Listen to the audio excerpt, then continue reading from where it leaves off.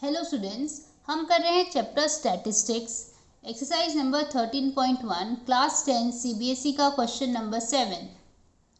To find out the concentration of SO2 in air in parts per million, that is ppm, the data was collected for 30 locality in a certain city and is presented below.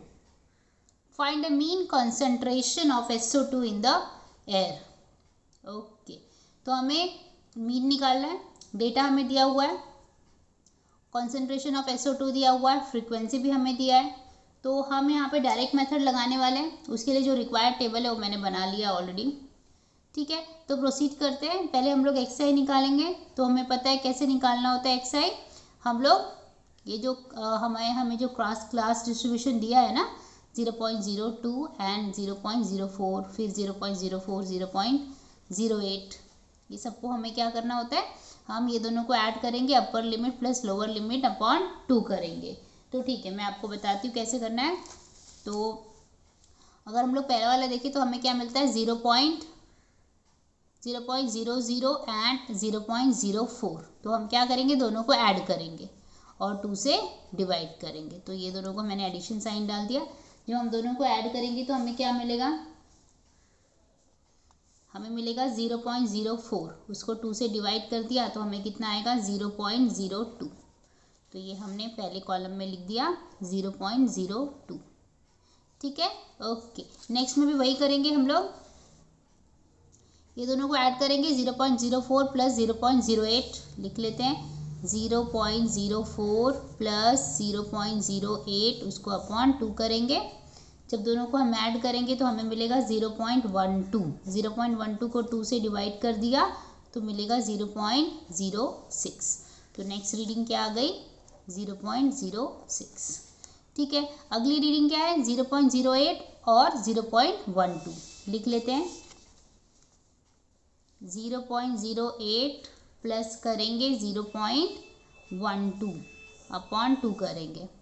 जब हम दोनों को add किया हमने तो हमें मिला 0.20 upon 2 कर दिया तो मिल जाएगा 0.10। ठीक है, तो नेक्स्ट रीडिंग आ जाएगी 0.10। ठीक है, ओके, प्रोसीड करते हैं। आगे की रीडिंग है 0.12 एंड 0.16 लिख देते हैं।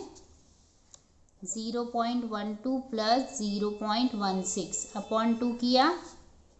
जब हम दोनों को ऐड करेंगे तो हमें मिलेगा 0.28 अपॉन 2 कर दिया तो 0.14। ठीक है, तो अगली रीडिंग क्या होगी, 0.14। 0.14। ठीक है, नेक्स्ट है 0.16 एंड 0.20 लिख लेते हैं। 0.16 प्लस 0.20 अपॉन 2 करना है हमें।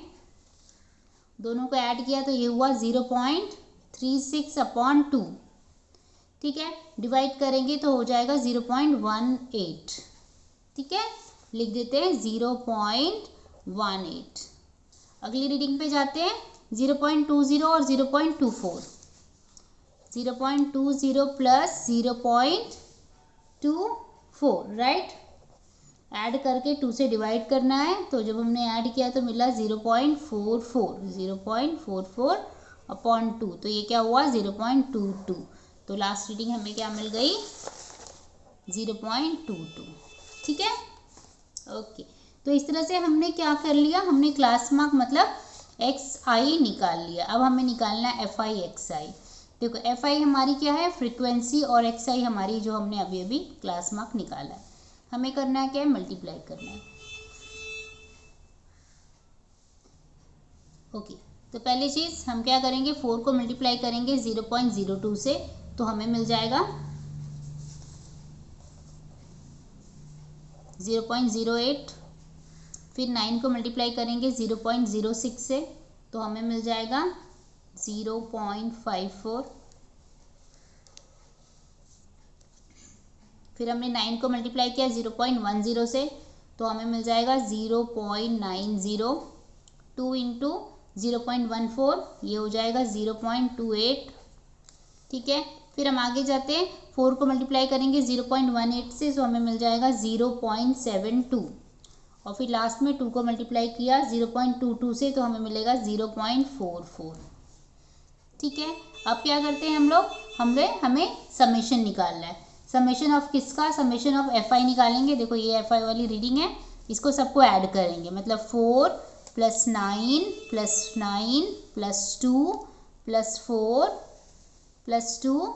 तो जब हमने सबको ऐड किया ना तो हमें मिलेगा समेशन ऑफ एफ आई, जो कि मिलेगा 30। ठीक है, और क्या करना होता है, हमें summation of f i x i भी निकालना है। तो ये सबको हम ऐड करेंगे, मतलब 0.08 + 0.54 + 0.90 + 0.28 + 0.72 और लास्ट में 0.44। तो जब हमने इनको सबको ऐड किया तो हमें मिला समेशन कितना, समेशन ऑफ एफ आई लिखते पहले, summation of f i x i कितना आया 2.96। क्लियर है, ओके। अब देखो, अब हम क्या कर रहे हैं, मीन निकाल रहे हैं, हम डायरेक्ट मेथड लगा रहे हैं। तो एक्स बार का फॉर्मूला क्या होता है, summation of f i x I upon summation of f आई। क्या है एफ आई एक्स आई 2.96 और समेशन ऑफ एफ आई कितना आया है 30 आया है। ठीक है, कैसे कैलकुलेट करेंगे, देखो पहले तो हम लोग ने डेसिमल हटा देना है। यहाँ पे 2 नंबर का डेसिमल है तो मतलब ऊपर नीचे अगर हम लोग 100 से मल्टीप्लाई करें तो डेसिमल हट जाएगा। देखो 2.96 × 100 और नीचे भी क्या 30 × 100 किया। ठीक है, तो ये 2 0 की वजह से यहाँ का डेसिमल हट गया। यहाँ पर आ जाएगा 296 और नीचे क्या होगा 30 के बाद 2 0 ऐड हो जाएंगे, मतलब 30 लिखेंगे और 2 0 और लिख देंगे। ठीक है, ओके। अब देखो मैं इसको जो थोड़ा सा कैलकुलेशन इजी बनाने के लिए ना, इसी चीज़ को मैं कैसे लिख रही हूँ, 296 तो वैसे ही लिख दिया और यहाँ पर 3 लिख के मैंने 1000 लिख दिया। राइट, ऐसा मैंने क्यों किया मैं आपको बताऊंगी, लेकिन पहले देखो ये मैंने सही किया है कि नहीं। देखो 3000 और 3 × 1000, तो जब मल्टीप्लाई करेंगे तो मल्टीप्लाई करेंगे तो 3000 ही आएगा। Right, okay. तो मैंने ऐसा इसलिए किया ताकि मेरे को 296 को मैं 3 से जो है डिवीजन काफ़ी इजीली मैं कर पाऊँ, इसलिए मैंने ऐसा किया है। देखो यहाँ पे मैं ले लेती हूँ 296, इसको मैं यहाँ पे ले लेते हैं, चलो 296 को मैं डिवाइड कर रही हूँ 3 से। ठीक है, 3 9 ज़ा 27।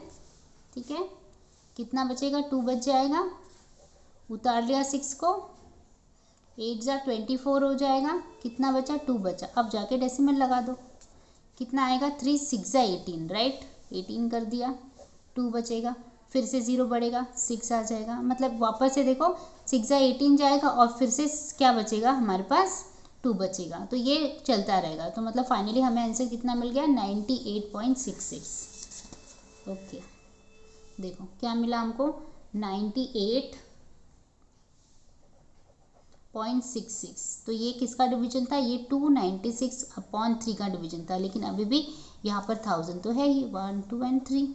तो अब डेसिमल कहाँ शिफ्ट हो जाएगा, डेसिमल इस तरफ शिफ्ट हो जाएगा 3 नंबर के बाद। 1 2 ऑलरेडी है, 1 0 हमें बढ़ाना पड़ेगा क्योंकि नंबर आगे है ही नहीं। 1 2 तो हम यहाँ पे 0 लगाएंगे, 0.09866। ठीक है, ओके। हम लोग इसको राउंड फिगर भी लिख सकते हैं, 0.099 लिखेंगे तो भी चलेगा, या आप ये आंसर भी लिखेंगे तो भी चलेगा, फुल मार्क्स मिल जाएगा। ठीक है, आई होप आपको समझ में आया है। Keep watching, keep learning. Thank you, bye bye.